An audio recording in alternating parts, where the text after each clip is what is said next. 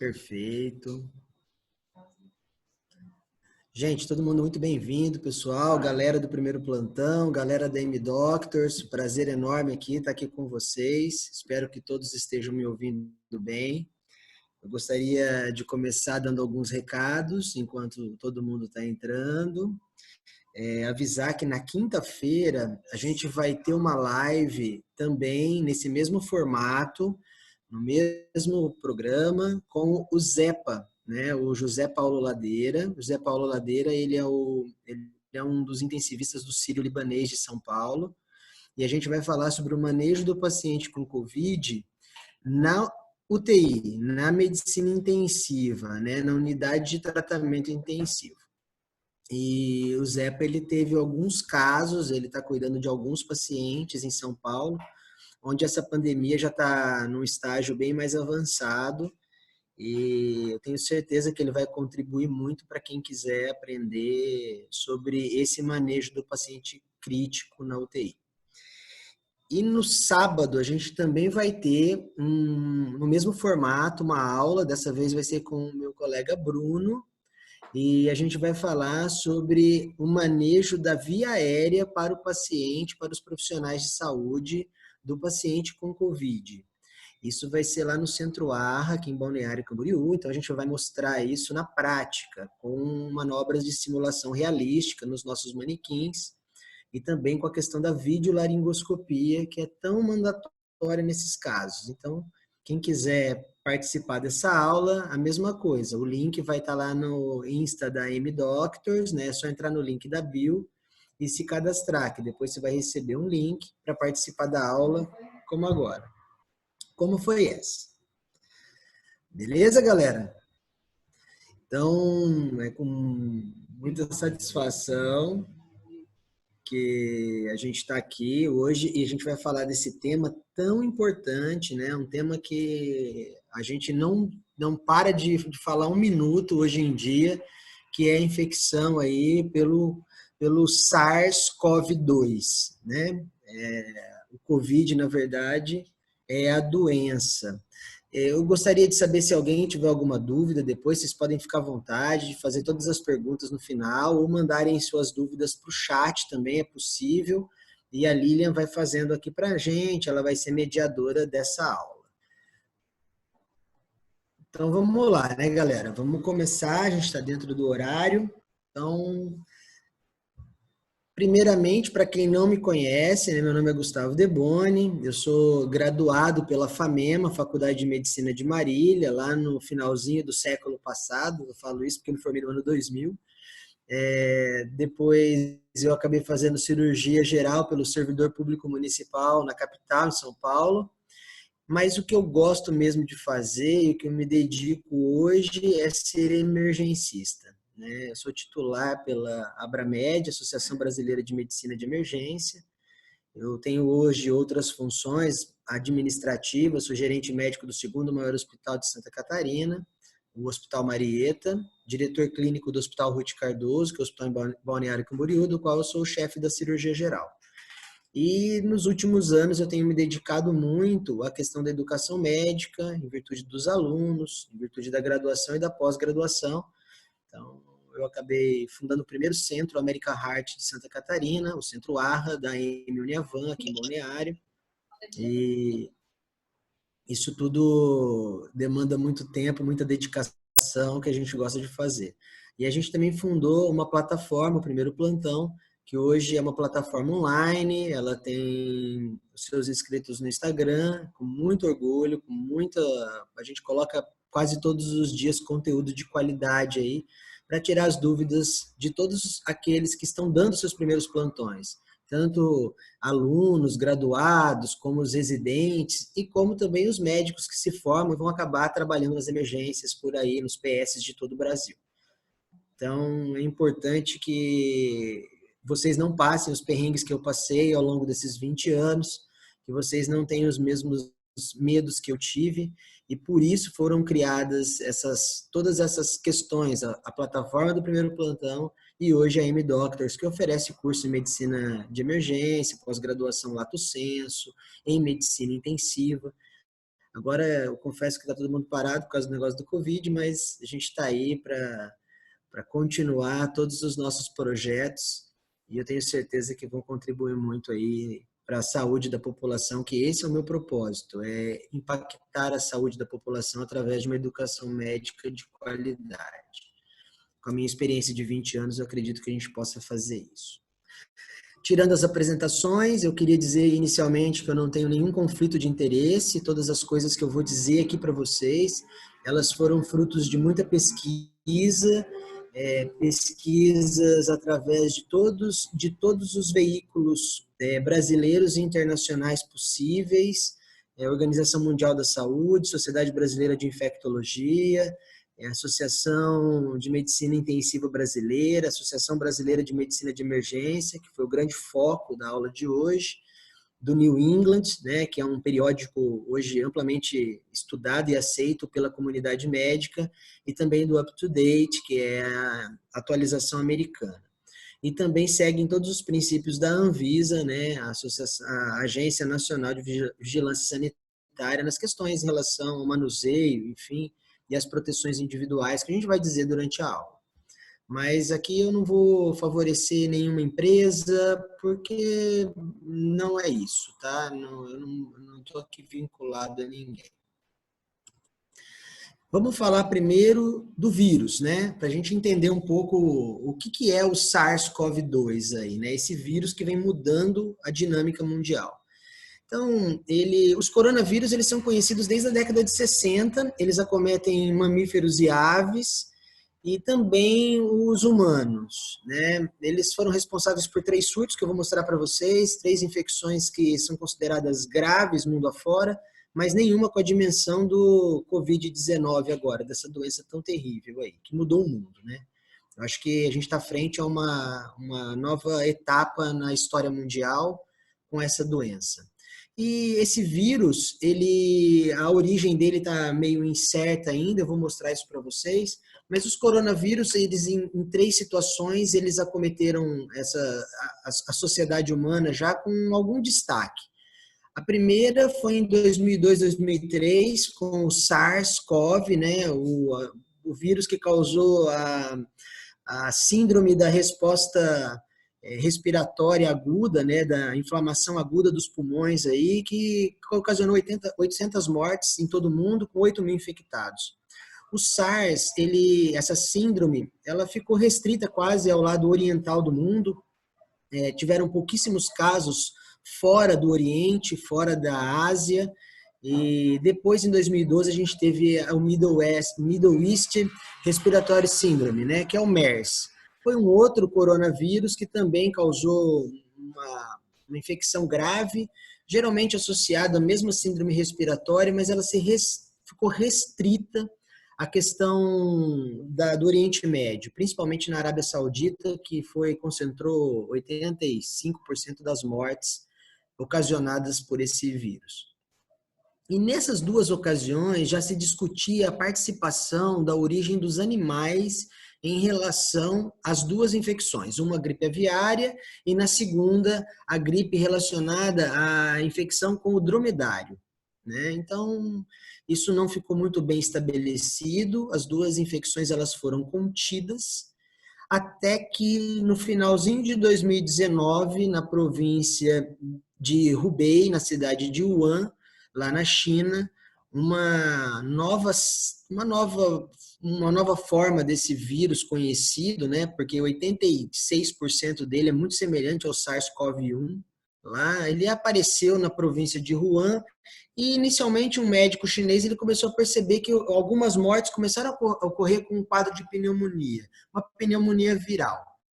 Então, isso chamou a atenção, ele começou a mostrar isso às autoridades chinesas, e nos próximos dias, como a gente vai ver nos gráficos seguintes, foi identificado uma participação viral.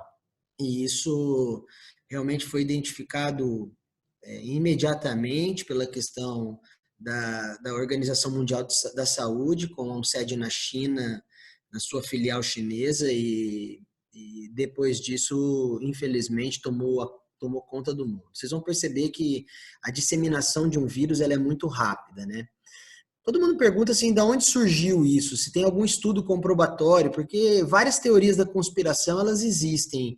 E algumas estão dizendo assim, é uma arma biológica, ela foi criada em laboratório, mas a Nature Medicine, ela publicou agora, essa publicação é do dia 17 de março, e ela explica a origem realmente do SARS-CoV-2. É uma publicação internacional muito aceita no meio médico, e ela escreve dois cenários possíveis para esse surgimento. A primeira é uma seleção natural do hospedeiro animal. Por quê? Porque o SARS-CoV ele guarda duas relações, uma com os morcegos.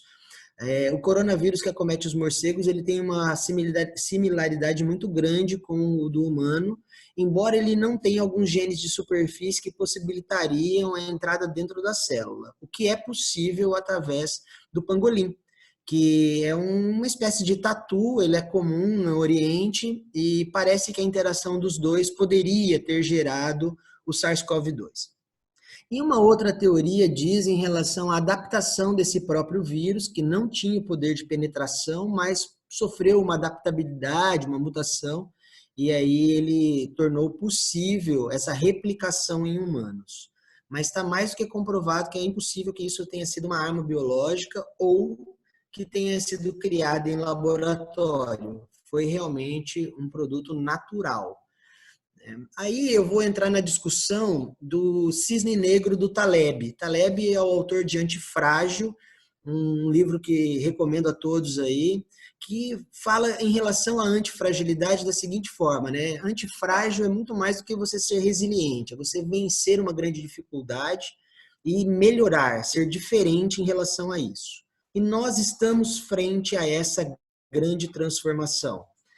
Então, talvez essa pandemia que venha se instalar esteja numa grande discussão em relação ao nosso consumo de carne animal, de como a gente trata os animais, de como é essa interação e essa destruição que a gente vem promovendo no mundo em relação aos animais. Isso vem acontecendo e talvez esse seja o start de muitas transformações que a gente vai ter no nosso estilo de vida, na nossa vida. Nós agora, por exemplo, estamos tendo uma aula que habitualmente a gente não teria. A gente teria dentro de uma sala de aula com muitas pessoas. E isso hoje não é possível. A gente está vivendo esse momento de pandemia, mas inúmeras transformações estão acontecendo. E eu tenho certeza, algumas para melhor, né? Algumas novas profissões estão surgindo, algumas novas formas de ver o mundo, algumas novas relações humanas estão sendo criadas, né? E vamos com certeza nos tornar muito mais fortes depois de vencido esse pesadelo da Covid-19. Pensando dessa forma do Taleb, né, depois de a gente ter contato com o vírus, se desenvolveu uma pandemia. Pandemia é uma infecção que fugiu de um controle. Ela está muito maior do que deveria, ganhou níveis mundiais. Vale lembrar que COVID é a abreviação de Coronavirus Disease, a doença do coronavírus 19, porque começou em 2019. E isso teve uma repercussão gigantesca em todo o mundo. Esses dois noticiários são de hoje, do Le Monde, mostrando que mais de 1.100 pessoas morreram nos hospitais da França nas últimas 24 horas. E também uma publicação do New York Times mostrando a penetrabilidade que isso teve nos Estados Unidos, principalmente nos 3 pontos de entrada do vírus, que foram Nova York, com o maior número de casos, também a cidade mais populosa, depois a Califórnia e o estado de Washington. Acredita-se que sejam 3 entradas diferentes do mesmo vírus, o que deve acontecer também no Brasil. E por isso a importância, né? A gente vê que não se falava disso há 3 meses atrás e isso literalmente parou o mundo, né? Talvez estejamos diante da maior crise da nossa geração. Você vê que o coronavírus ele derrubou a economia mundial. É óbvio que não foi só ele, mas ele também foi responsável por isso. O El País da Espanha estava publicando hoje um artigo falando que deve diminuir pela metade o crescimento da economia mundial. A Espanha é um dos países mais afetados. o primeiro-ministro do Reino Unido, ele pediu para as pessoas ficarem em casa, um país que preza pela sua autonomia, pela sua independência, né? E isso a gente nunca tinha visto na história da Inglaterra até então. Associado a isso, você vê que as menções na mídia do coronavírus, elas superaram em muito as menções do HIV, por exemplo, do Ebola, do MERS, do SARS e de outras publicações relacionadas, mas superou em muito, né? E culminou hoje com a notícia de a Olimpíada ser adiada.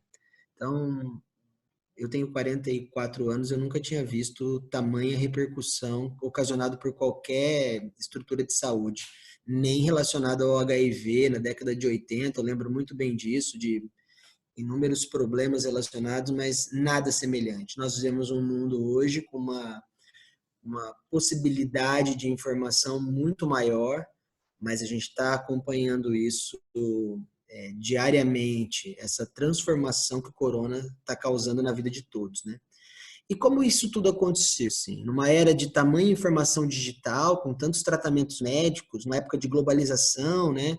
Como isso pôde influenciar tanto uma economia que se dizia tão estruturada, como isso daí tem a ver com uma guerra entre Estados Unidos e China, a gente não sabe. Isso tem a ver com os nossos hábitos humanos, com os hábitos da gente comer determinados animais, com o hábito da gente não lavar as mãos, com o hábito dos latinos de se tocarem.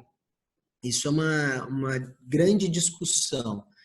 E a gente vai procurar mostrar como isso tudo aconteceu, estudando inicialmente um pouco de história. A história já mostra que as pandemias, elas não são desse tempo, elas acompanharam toda a linha da história. E eu peguei aqui a pandemia da gripe espanhola. Foi uma pandemia que a gente não viveu, foi em 1918, 1919, e ela combinou, graças a Deus mesmo, e ela com a morte de aproximadamente 40 milhões de pessoas.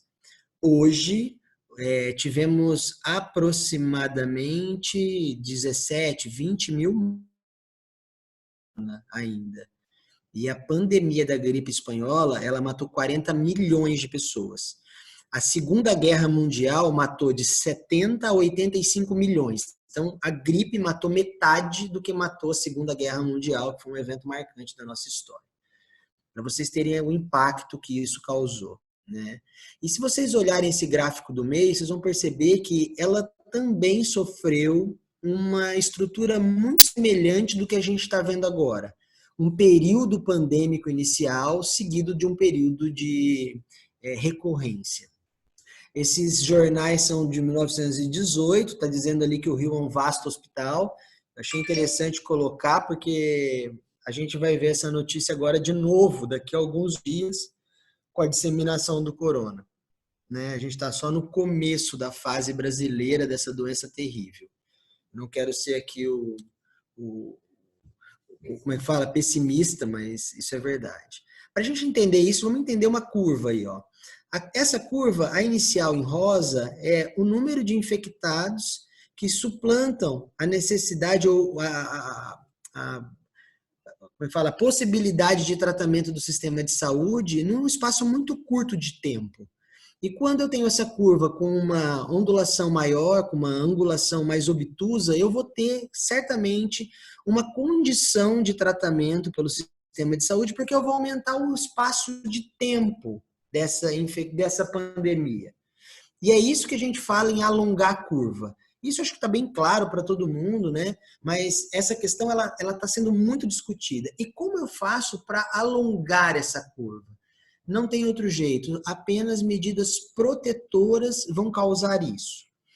A gente tem que entender um pouco da virologia para que isso seja possível, assim, porque o corona ele ainda não foi elucidado, ele está sendo muito estudado, tem publicações diárias, inúmeros periódicos estão fazendo isso, mas ele ainda não foi completamente elucidado do seu modo de transmissão, o mecanismo completo do vírus, e por isso a gente ainda não sabe.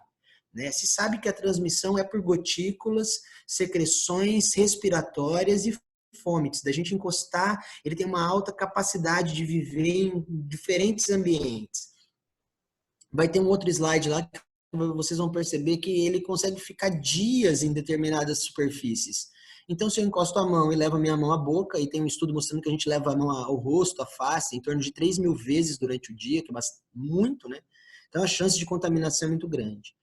E que os casos assintomáticos, eles já transmitem a doença. Por quê? Porque nos assintomáticos foi encontrada uma grande carga de RNA viral. Então, é possível que os assintomáticos transmitam sim. E pensando dessa forma, por isso é tão difícil da gente prevenir, por isso o isolamento. Se eu não tenho contato, eu não vou transmitir. Mas se eu tenho contato entre pessoas, eu vou transmitir numa fase onde eu ainda não estou doente. E mais pessoas vão se infectar. E, por incrível que pareça, a transmissão oral ela não é mandatória, ela não tem grande repercussão, mas foram encontrados vírus nas fezes dos pacientes com coronavírus. Então, é possível que eu tenha infecções das pessoas que cuidam das pessoas, dos profissionais de saúde envolvidos. E isso merece sempre muita atenção e destaque, porque os profissionais eles são acometidos em 20% das vezes, mais ou menos. 20% dos profissionais que cuidam dos pacientes, eles serão em algum momento acometidos pela doença.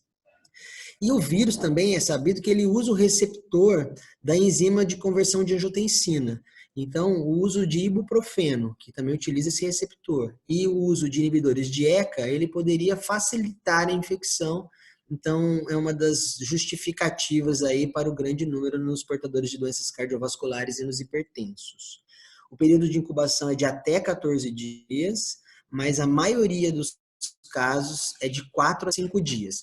Vale lembrar que no Brasil esse número ele tem ficado um pouco maior, em torno de 7 dias, quando a gente vai começar a ter os nossos sintomas aí. Então eu vou ficar 5 dias, 7 dias sem manifestar nenhuma alteração e eu vou estar disseminando a doença. Por isso que a gente está num momento muito anterior da curva. Galera, se alguém quiser fazer alguma pergunta, fiquem à vontade aí, tá? O chat também está ligado. Ai, Corona, que eu tenho usado bastante. Está uma epidemia agora também. Eu vou pedir aí para quem está na sala fechar os seus microfones para não dar interferência aqui na nossa aula, gente, por favor. Ó, fiquem à vontade se quiserem perguntar através do chat, né? A Lilian tá lá para isso, tá? Queria lembrar a todos também que na quinta a gente vai ter uma aula com o Zepa. Essa aula vai ser no mesmo formato e vai ser sobre o manejo do paciente com corona na UTI. E também no sábado a gente vai ter uma aula também no mesmo formato sobre o processo de intubação, o manejo da via aérea no paciente com corona, especificamente, tá? Isso daí vai ser lá no Centro A. Aqui a gente vai ver um artigo do New England que fez muito sucesso, que mostrou a curva da China. Como a China disseminou isso? Vocês perceberem, em amarelo, eles estão apenas as pessoas que tiveram contato com o caso inicial, com as pessoas que tinham contato no mercado de peixe lá, Seafood Market de Wuhan. Depois disso, ocorre uma disseminação na segunda fase da doença com as pessoas que tiveram contato com eles, mas a difusão comunitária, e nisso a curva é exponencial, que é o que a gente está presenciando agora no Brasil. E por isso aumentou consideravelmente o número de pessoas infectadas, e essa tendência é aumentar ainda mais. Porque se eu não tomo as medidas rápidas, essenciais, isso não toma modificação na curva. É aí que a gente entra com a medicina pública, com a saúde mesmo pública na jogada. E isso é muito importante. Isso é o determinante na progressão da doença. Isso a gente pode olhar dos países que tiveram essa evolução através dos gráficos como esse daí, ó. Então, o gráfico do Japão, por exemplo, é uma curva muito menos inclinada. Por quê? Porque medidas de contenção foram adotadas imediatamente naquele país. As pessoas não têm o hábito de se tocarem, as pessoas não têm o hábito de estarem em locais próximos e de disseminar. E quando foram orientados a permanecer em casa, eles conseguiram fazer isso. O mesmo aconteceu depois na Coreia, que além de ficarem em casa, tiveram uma ampla pesquisa. Eles conseguiram ir descobrirem quem estava com o vírus ou não. É um país que se dispôs a fazer isso de forma eficiente e pelo celular eles conseguiam saber quem tinha contato com aquela pessoa, estava a menos de 100 metros, obrigavam a passar nos drive-thrus e fazerem o teste, e foi uma busca ativa. Então, eu descobrindo quem tem o vírus, eu permaneci com aquela pessoa em casa. E isso fez com que a curva diminuísse, menos pessoas ao risco. E nos países ocidentais isso não se processou da mesma forma. Então a gente está vendo curvas ascendentes em todos esses países. Esses dados aqui são do dia 18 de março. Então, nesse dia ainda, a Itália não tinha tocado a China, não tinha passado o número da China. E a gente vai ver esse dado aqui, eu vou mostrar isso para vocês agora, como é que está nesse momento no mundo. Então, olha isso nesse momento no mundo. Quer ver? Eu vou... Doutor Gustavo, nós temos perguntas aqui no chat. O doutor prefere que a gente faça agora ou no final da aula? Eu acho que pode fazer agora, Lília. Acho legal, porque a gente vai participando, né? Não só eu falo. Eu só vou compartilhar essa tela com vocês, espero que vocês estejam vendo. Essa tela é o gráfico atualizado do momento. Não estamos vendo. Não estão vendo? Não. Agora sim, carregou. Estão vendo, né? Ótimo. Ó, essa tela, isso daqui é o número de confirmados agora, nesse momento no mundo. Eu vou atualizá-la, tá? Ela vai atualizar agora, imediatamente. São 417 mil casos e 18.600 mortes. Então, diferentes pessoas estão nesse momento. Se vocês olharem a curva aqui à sua direita, é uma curva ascendente em todos os países do mundo, né? Hoje, no Brasil, a gente está atingindo uma marca confirmada de 2.200 casos, com 2 pessoas que estão recuperadas e 46 mortes. Então, esse dado ele é marcante e esperem o pior. Esperem que o nosso número de confirmados ele é muito baixo. Por quê? Porque a gente não fez exame para todo mundo. A gente não teve acesso. Nós agora restringimos os exames de diagnóstico às pessoas que estão dentro dos hospitais em situações graves. E a população que a gente precisa descobrir, a gente não tem como, porque a gente não tem o exame. Então, vão chegar agora milhões de exames de testes rápidos na tentativa da gente minimizar o problema. E isso a gente está vendo hoje. E nos países onde eu tive essa possibilidade, você vai ver que isso se processou de uma forma muito mais eficiente. E chama muita atenção o número dos americanos, por exemplo. Os Estados Unidos, há 2 dias atrás, tinha 25 mil casos, hoje já são 53 mil casos. E eles vão dobrar esse número aí em 2 ou 3 dias. A Itália, 69 mil casos, com um número de mortos de 6.820. Então, dá quase 10% dos infectados, eles morreram na Itália. E esse número nos Estados Unidos, ele vem subindo. Então, chama muito atenção essa tela. Deixo aqui para vocês. É só copiar esse link aqui no alto da tela, vocês vão ter acesso a essa informação atualizada. Isso é fornecido pelo Lancet e é importantíssimo assim para quem está acompanhando literalmente esse gráfico a cada momento. Eu vou voltar lá na minha apresentação. Lilian, faça as perguntas então. À vontade. Ok. Vamos lá. Então, eu só vou ler as perguntas aqui, viu, gente? Quem quiser fazer pergunta pode colocar no chat. Quem quiser abrir o microfone também pode perguntar. Vamos lá. O Antônio, ele perguntou o seguinte: com o uso só do ISA, não diminuiria a chance de contaminação por apresentar menos receptores? Com o uso do inibidor de ECA, você fala? Isso. Quando eu uso o inibidor do ECA, no caso, eu teria inibindo o ECA, mas no caso eu teria mais receptores para o vírus interagir com o meu receptor, seria isso? Então, Antônio, senhora, ele se aproveita do receptor da tua célula e aí ele faz com que o IECA não haja. Essa é a teoria aceita, entendeu? Ele só se aproveita do receptor natural da célula. e entra e replica e explode a tua célula. E causa mais viremia, entendeu? Ele é a forma que ele achou de entrar. Essa recombinação, isso daí vem do pangolim lá, do tatu. Foi a grande alteração encontrada no estudo da Nature, porque o do morcego ele não tinha os receptores, sabe? Então parece que teve uma interação muito grande das duas coisas e ele aproveitou. Por isso que tem uma teoria também falando que isso teve adaptação no humano. O vírus talvez tenha se aproveitado de uma semelhança do seu genoma com esse receptor e aí ele, vamos dizer assim, que ficou inteligente. Não tem a ver com a competição direta pela célula com a droga, entendeu? Ele se aproveita da droga, a droga não age, ele age primeiro. É isso. Tá certo, obrigado. Tá, com a vontade, cara. Se eu puder responder, e eu vou estudar depois mais para depois te tirar todas as suas dúvidas aí. Mas pelo que eu li em todos os artigos é isso, sabe? Tem mais, Lília?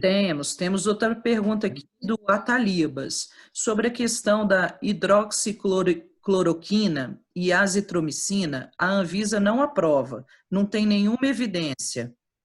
Eu acho que ele está perguntando qual a opinião, né? Como que se trata isso.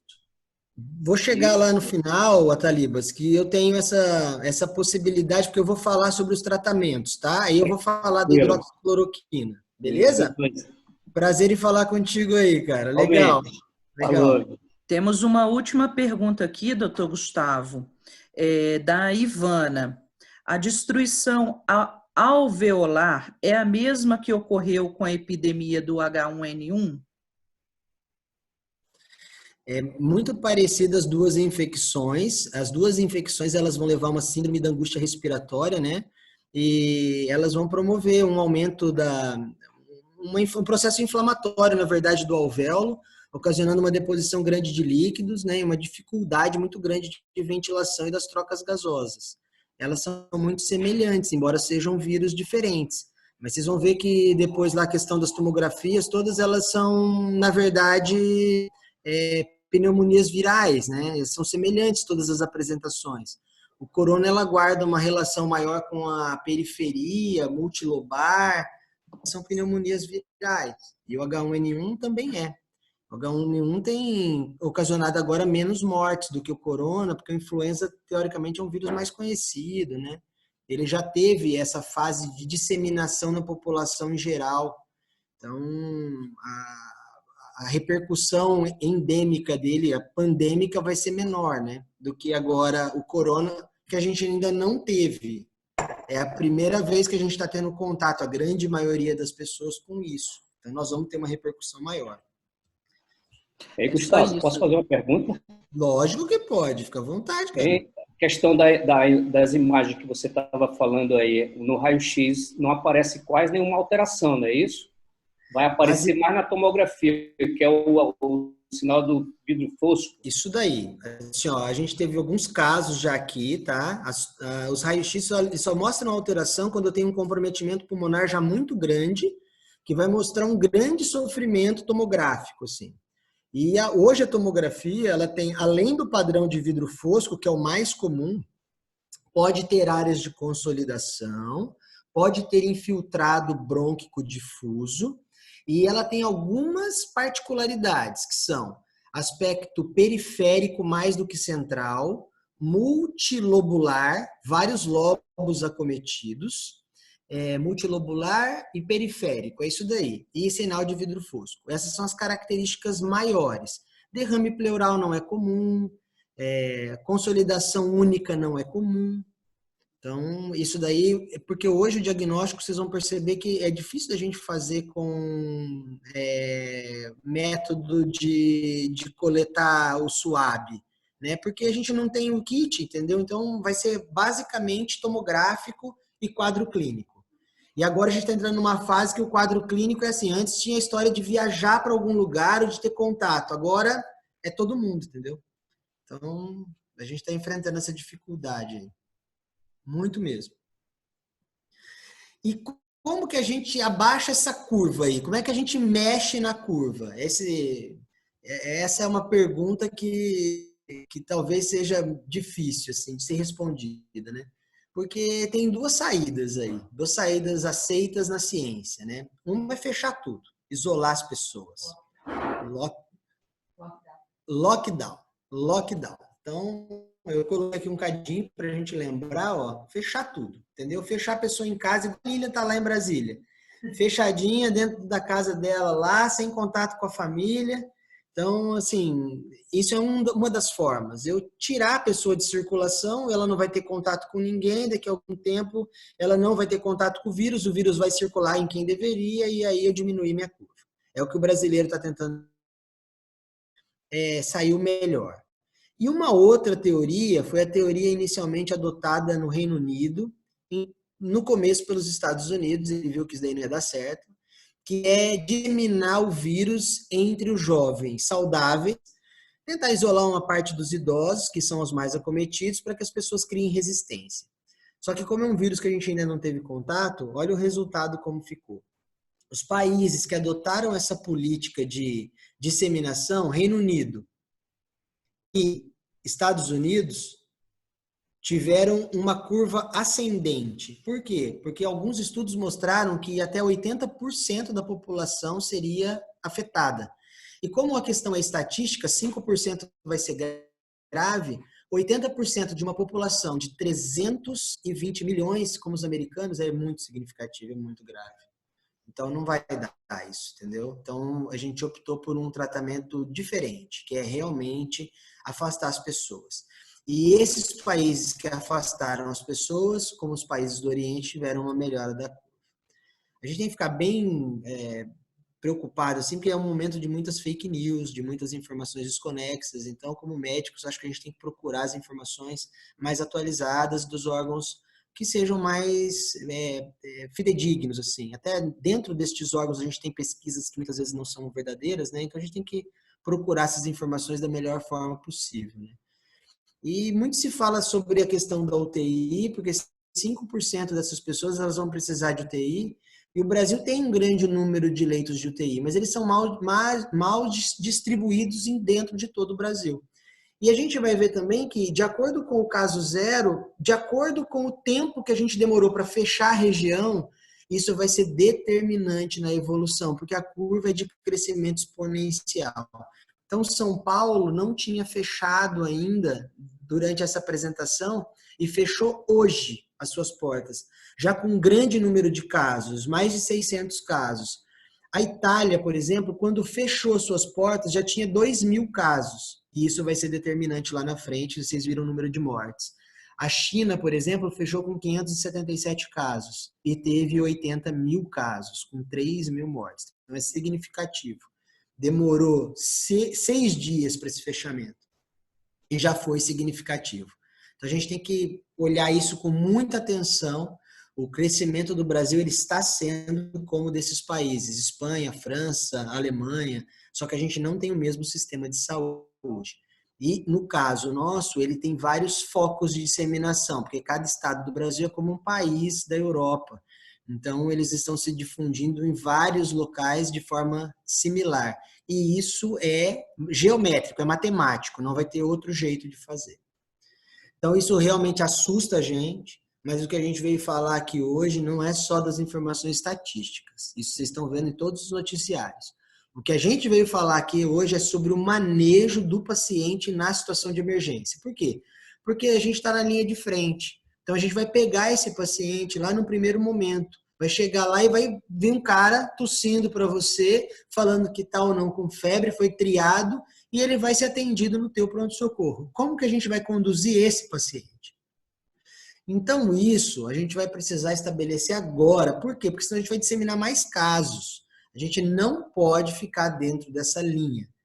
E como que a gente muda hábito? O mundo inteiro tem o hábito de viajar, que foi modificado. O mundo inteiro tem o hábito de viajar de navio e ficar em lugares confinados, está cada vez mais difíceis. Estão impossíveis as viagens. Mudar o hábito é implicar em uma transformação. Então, eu usei há quase um mês atrás, eu coloquei que a Itália realmente não tinha muita chance se ela não mudasse o hábito da limpeza das mãos. E isso daí, no Brasil, ele também precisa se transformar, porque agora com a questão da disseminação nas favelas, por exemplo, a gente não lava a mão.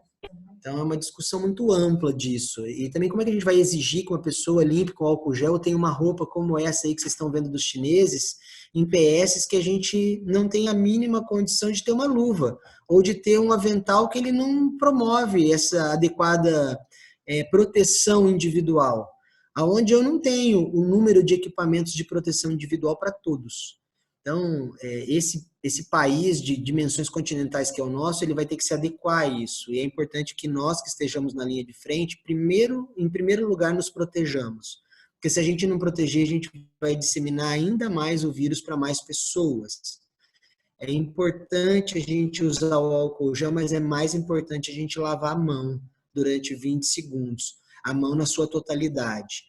É importante a gente usar realmente, naquelas pessoas que estão atendendo síndromes respiratórias, a sua máscara de proteção N95 ou PFF2. Isso é mandatório, né? Porque senão a gente vai ter um número epidêmico, como a gente viu na Itália, que no 24º dia da Itália eu tinha 155 casos, no Brasil eu já tinha 621, lá eu tinha 3 mortes e aqui eu já tinha 7, o dobro. E eu não cheguei ainda no 50º dia, que eu vou chegar daqui a pouco, e esse número com certeza vai ser absurdamente alto, né? Então, a mortalidade, ela também tem relação com a questão da faixa de idade, do número de acometidos, mas também da faixa de idade. E o Covid-19 ele é muito mais grave nas pessoas maiores de 60 anos. Por quê? Porque eles têm fatores de riscos que vão aumentar a chance de complicações. Mas existem em todas as faixas de idade pessoas acometidas, em crianças inclusive. Tem um relato do New England que tem uma criança com 17 horas de nascimento que teve contato e foi infectada pelo Covid. Não se sabe, a mãe também era infectada, se foi uma transmissão da mãe, mas foi identificado. Então, assim, a gente vai precisar ter muito cuidado com isso, com a manipulação dos corpos também. Depois as pessoas que morrem, a gente teve um caso aqui, que é uma suspeita, as funerárias não querem levar, esse problema aconteceu na Itália toda, né? E um dado que eu achei muito significativo é que a gente não identificou mortos entre os pacientes não críticos. Então, quem evoluiu de forma leve da doença não morreu. Os que morreram foram todos que evoluíram na forma severa, na forma crítica da doença, que precisaram de UTI. E essa variável da mortalidade, ela dependeu de lugar para lugar. Na Itália, ela é 10%, na China foi de 3%. E a doença, ela se apresenta em 80% das vezes como uma forma leve, como humilde, como leve. 15% severo, que tem hipoxemia e vai precisar de hospitalização, e 5% sim, de leito de UTI. Então, isso daí tem que ficar muito claro. Por quê? Porque o tratamento inicial é sintomático, eu tenho que mandar esse cara para casa.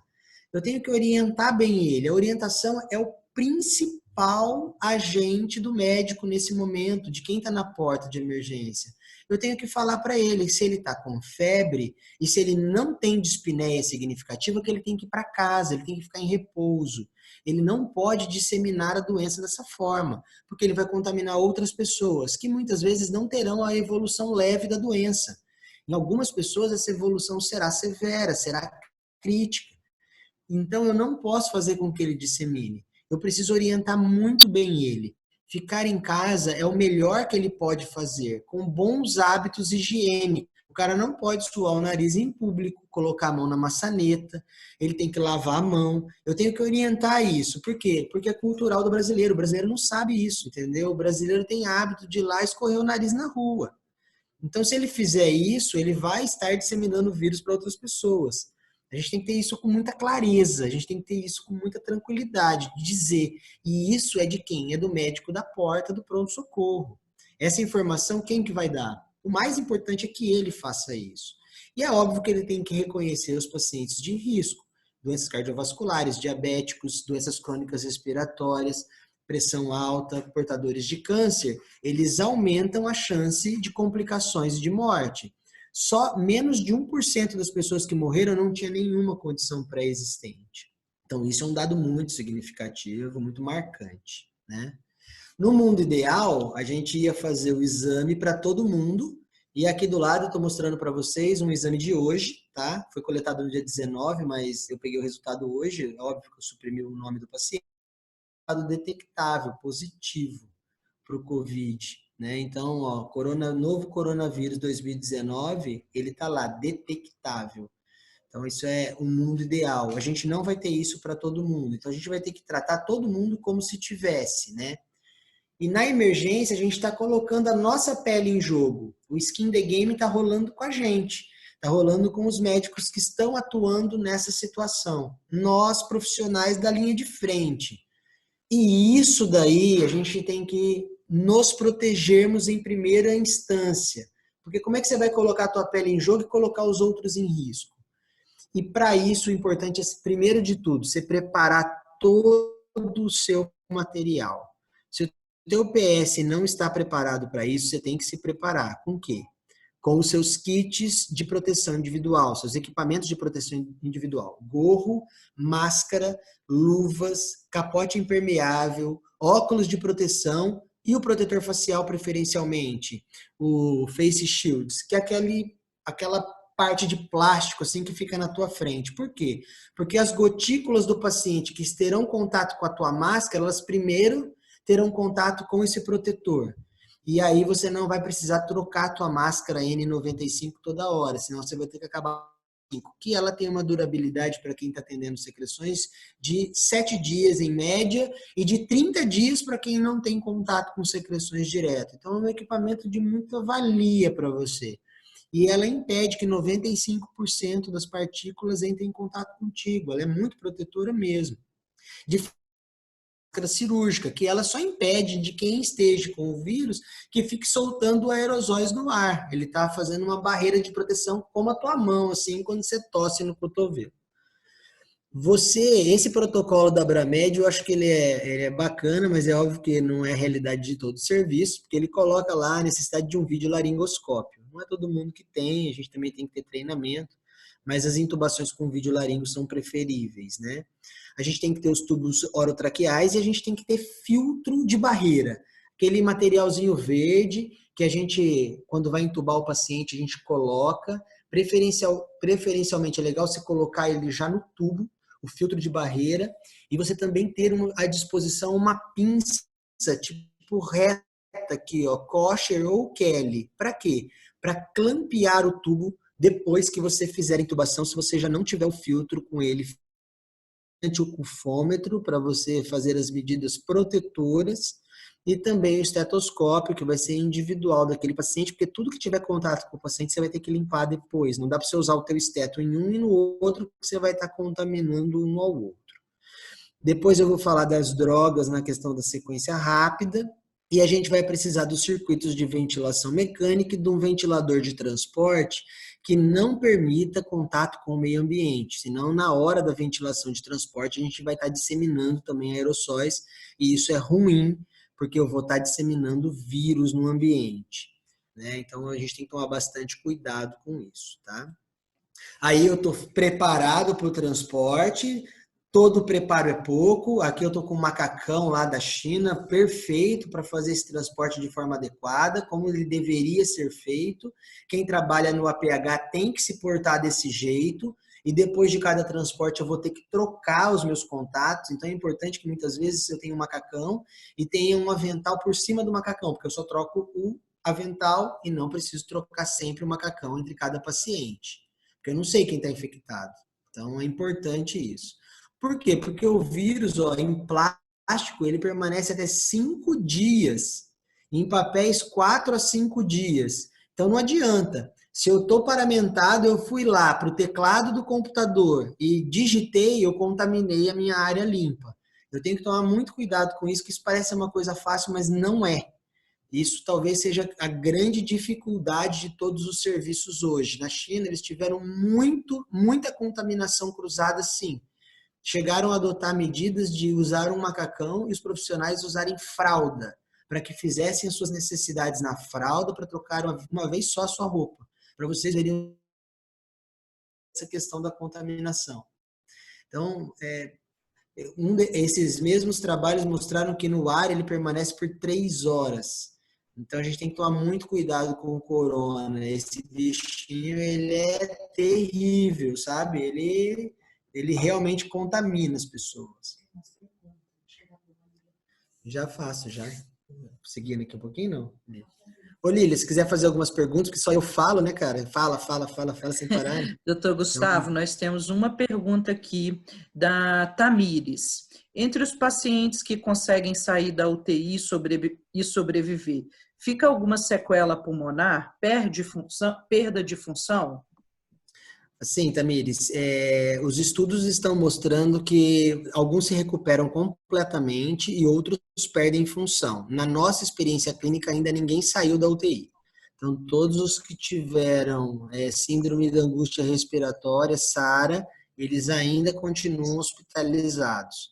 Então, o meu N ainda é pequeno, eu vou poder dizer isso depois ao longo de algum tempo para você, se eles realmente perderam função, mas o pulmão fica muito comprometido. É uma infecção teoricamente curável, né?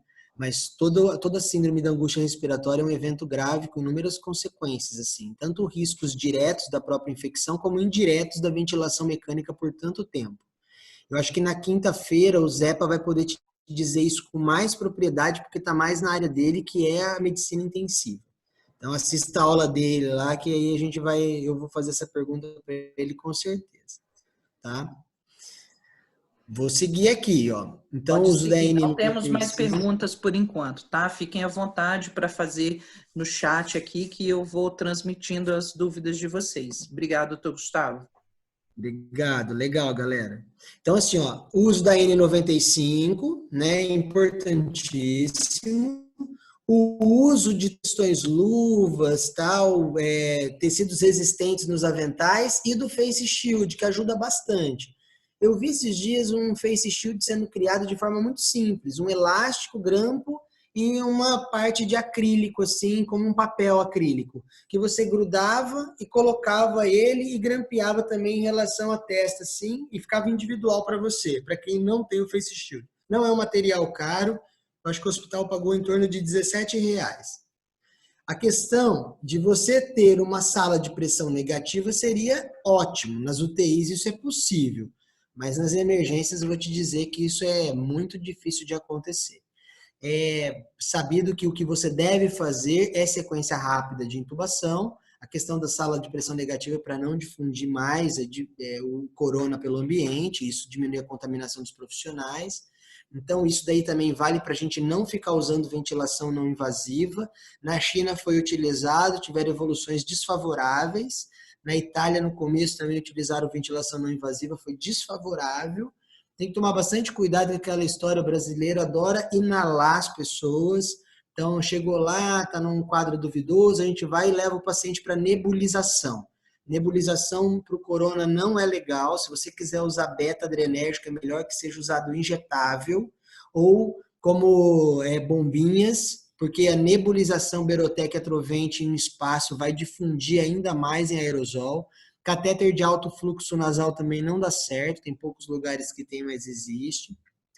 Uma coisa que é importante da gente falar é o seguinte, vocês têm que restringir o número de pessoas que estão em contato com os pacientes sabidamente portadores, dividam em espaços, modifiquem o andamento do seu pronto-socorro. A gente acabou fazendo essa medida para separar por uma ala os pacientes respiratórios e pela outra os pacientes não respiratórios.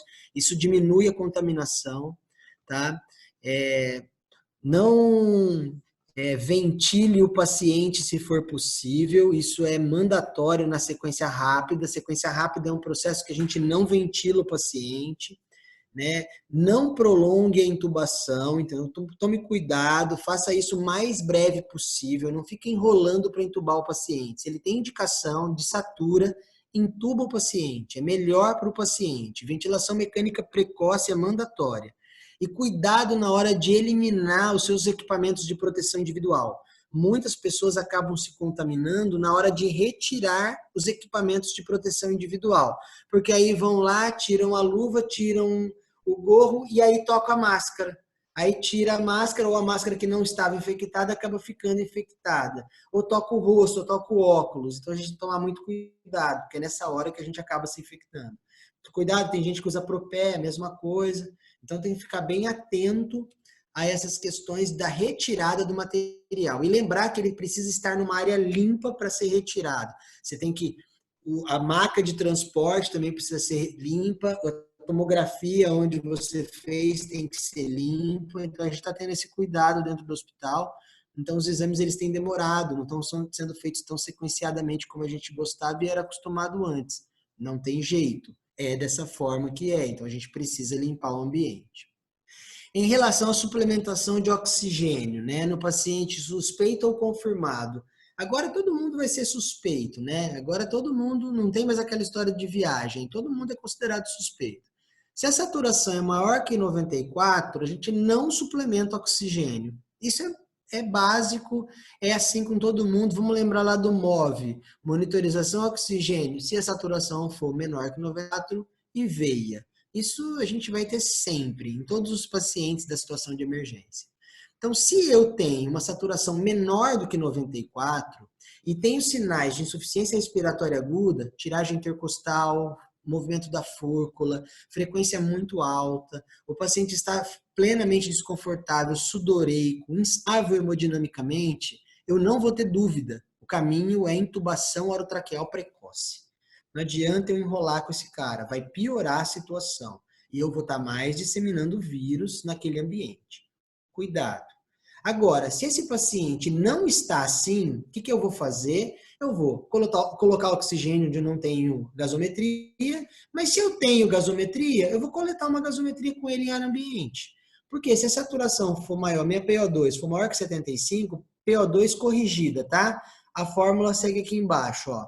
Se ela for maior que 75, catéter, 6 litros, até 6 litros por minuto, né? E aí minha meta é a saturação tem que ser maior que 94. Se ficar menor que 94, eu vou usar máscara. Se eu não atingir a minha meta, aí sim, intubação orotraqueal.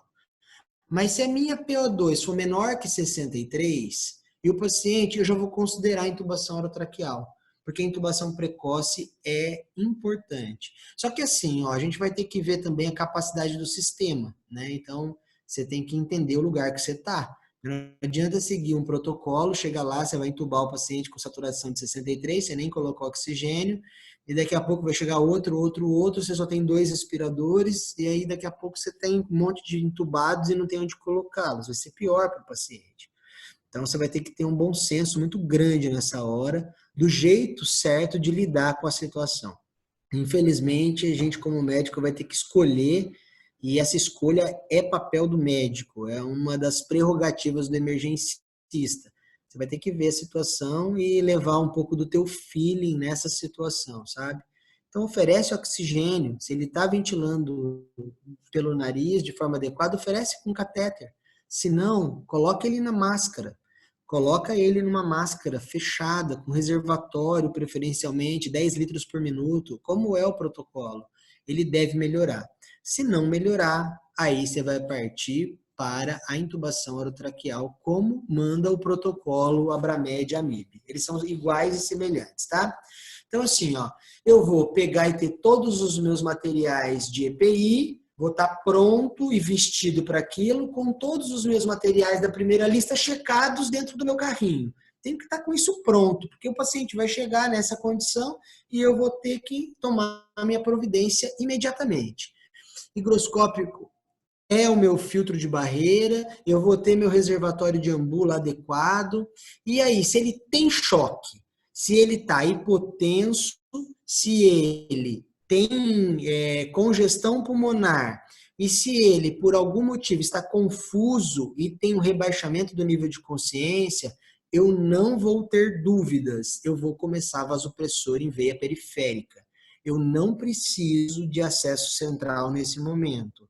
Começo minha noradrenalina em veia periférica, na titulação habitual, são 4 ampolas em 250 ml de soro físico, 234 para ser exato, de soro glicosado, por exemplo, se ele não for diabético, e começa uma titulação baixa, 5, 10 ml por hora, para que o paciente melhore a sua pressão sistólica. Por quê? Porque isso vai ser importante na hora da intubação. Corro também 500 ml de cristalóide, ringer lactato preferencialmente, ou soro fisiológico. Isso é importante, vai me dar tranquilidade, estabilidade ao meu paciente. Cuidado só com a hiperidratação, mas paciente séptico, habitualmente, ele precisa de um pouco de volume. Essa é a reposição volêmica inicial, eu posso manter.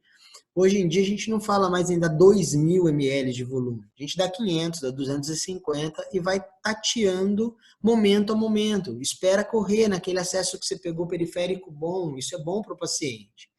E aí, se ele não tem sinais ou se eu já fiz a minha parte de manejo hemodinâmico, eu vou para a sequência rápida de intubação. Eu vou dizer agora aqui na frente, depois as drogas.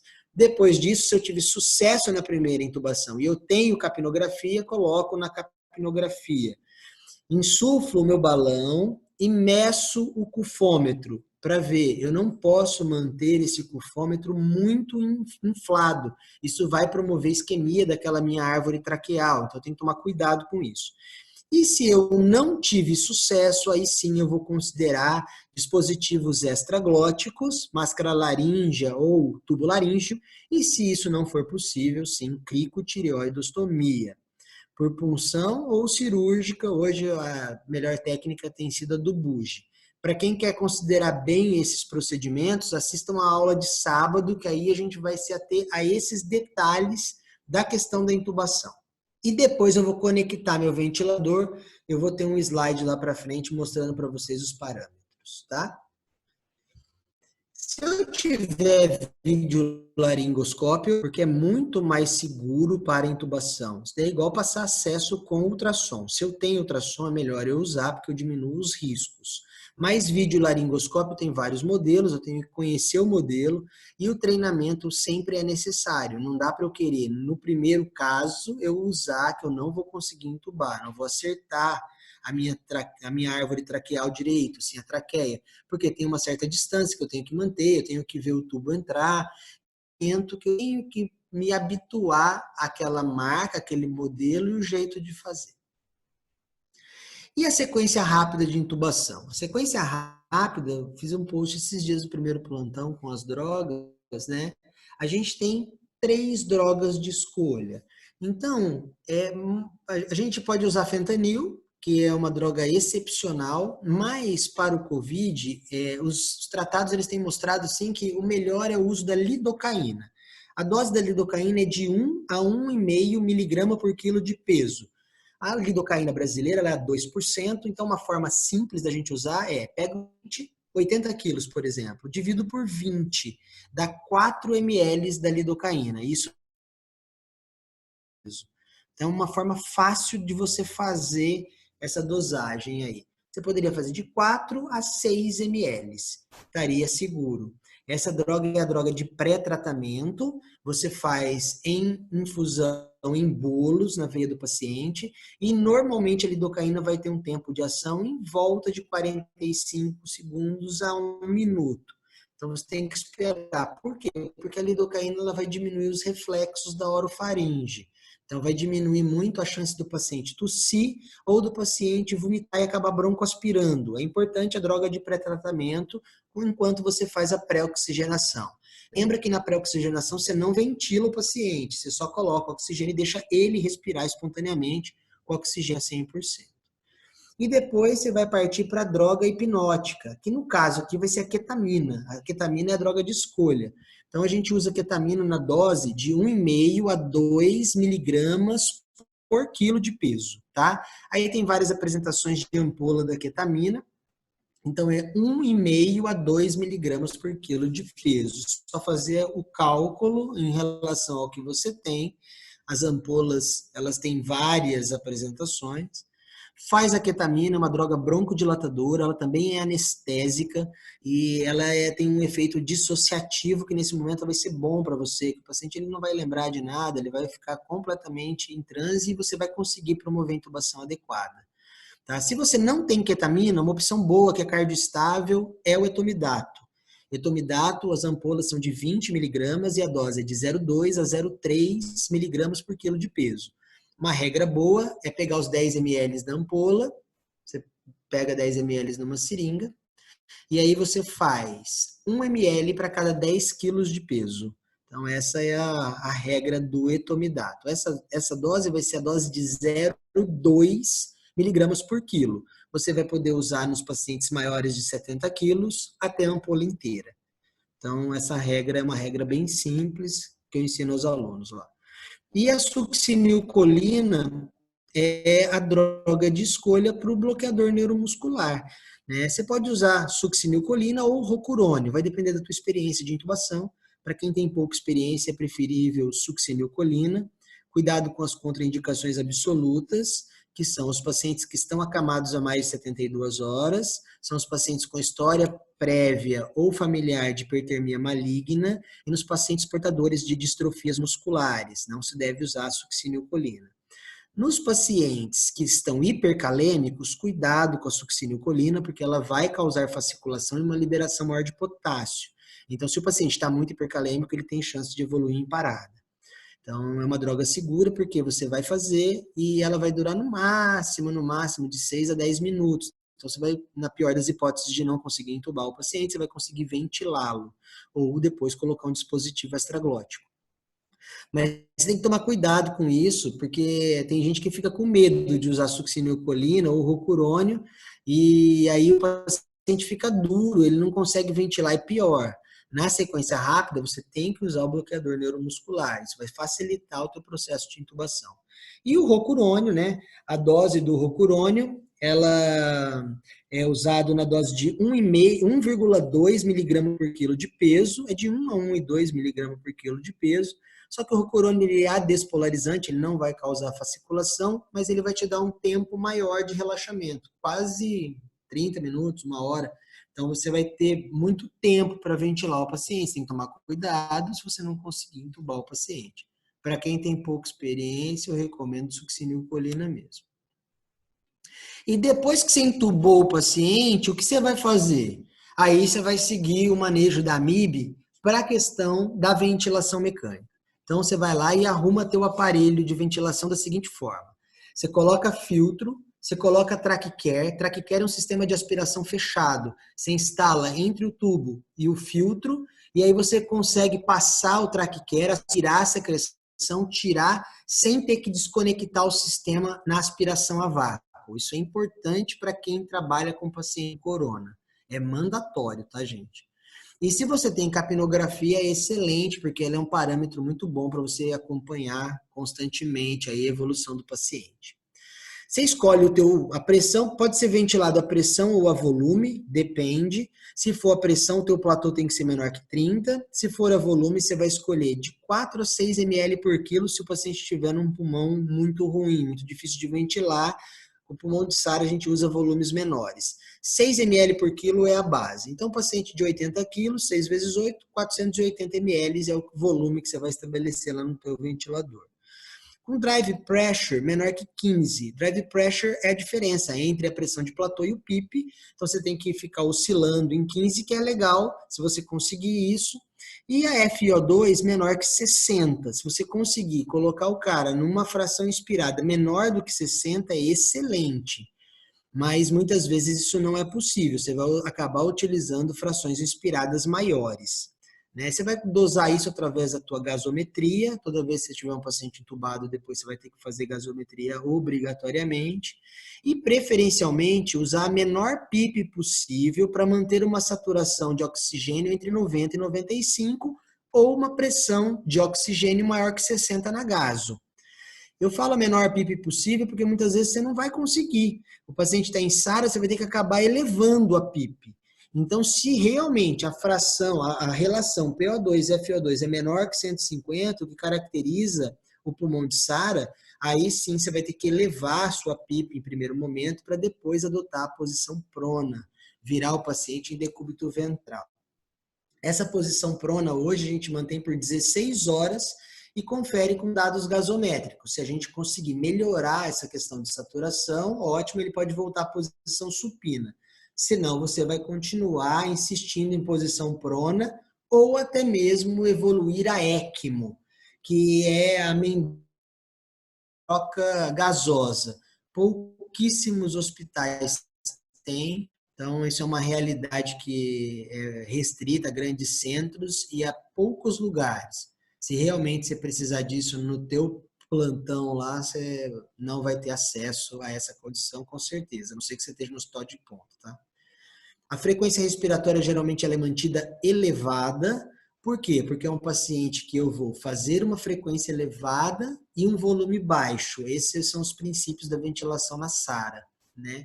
Eu mantendo uma fração inspirada de CO2 entre 30 e 45, ou uma pressão de CO2 na gaso entre 35 e 50 milímetros de mercúrio, tá? Então, esses são os parâmetros aí da ventilação mecânica que você vai adotar. Importante que você saiba disso. Depois vem a questão que o Atalibas me perguntou em relação ao tratamento, né? Então, o tratamento hoje, qual é? O tratamento é suportivo. É uma pneumonia viral que você tem que fazer como? Você tem que tratar sintomaticamente e ventilação mecânica nos quadros graves respiratórios. É isso que se sabe. Não existe outro tratamento no mundo até então. Existem possibilidades. Existem tratamentos que estão sendo discutidos. Trials ainda pequenos, como, por exemplo, o da hidroxicloroquina com azitromicina. É um trial pequeno, mostrou que a associação com a azitromicina melhorou os resultados do que só a hidroxicloroquina. A hidroxicloroquina já tinha sido testada lá na SARS anteriormente, com resultados não ainda... Esse trial que foi amplamente discutido no meio médico é um trial de 26 casos, então é pequeno frente ao tamanho da doença. Existem inúmeras interações medicamentosas da cloroquina, então a gente não sabe ainda os efeitos colaterais, se eles são piores do que propriamente a doença. É que a gente está falando de uma doença que chamou a atenção do mundo inteiro, então está todo mundo tentando um monte de coisa. Tudo que aparece, vamos tentar. Eu até usei isso daí no post lá do primeiro plantão, me desculpe se alguém achou ruim, assim, mas foi aquela questão de, quando eu não tenho o que usar, tem injeção na testa, é um ditado antigo, médico, né, que a gente fala, que assim, eu não tenho nada para fazer, então vou fazer o que tem, entendeu? Uma possibilidade. Mas existem discussões. Esse daqui, por exemplo, reações oftalmológicas, estão contraindicando o uso por agressão ocular. Mas como é que a gente vai saber isso? Só através de trials mais detalhados. Então, assim, ainda não existe isso. A gente tem usado no hospital? A gente tem usado. Então, a gente, nos casos todos que estão hospitalizados, a gente usou hidroxicloroquina, são 400 miligramas 2 vezes ao dia. A gente tem usado. Vai ter resposta ou não? Também eu não tenho muita opção. Nosso protocolo é hidroxicloroquina, Tamiflu, porque não sabe se o cara também é H1N1, então usa Tamiflu nos 5 primeiros dias. A gente tinha adotado como antibiótico ceftriaxone e azitromicina. Então era esse o protocolo inicial que tem sido utilizado. Se vai ter resposta ou não, a gente ainda não sabe, Talibas, mas que tem feito dessa forma, tem, entendeu? Tem até utilizado a questão do ceftriaxone, sim, pelo risco. Teve um dos casos que não parecia ser Covid-19, mas na verdade era um paciente que já tinha muitos dias de evolução e tinha uma infecção secundária bacteriana. Então, é um problemaço, sim, que a gente está vivendo ainda. Nosso trial ainda é muito pequeno, mas essa é a experiência local aí que eu posso passar para vocês. E eu vi que tem muitas coisas sendo investigadas em uso. A associação ritonavir, que é o Caletra, né? Ele tem sido utilizado, ele foi utilizado em estudos na Coreia do Sul. Os resultados eles não foram satisfatórios, então não se falou mais, mas tem gente utilizando também nos Estados Unidos, tá?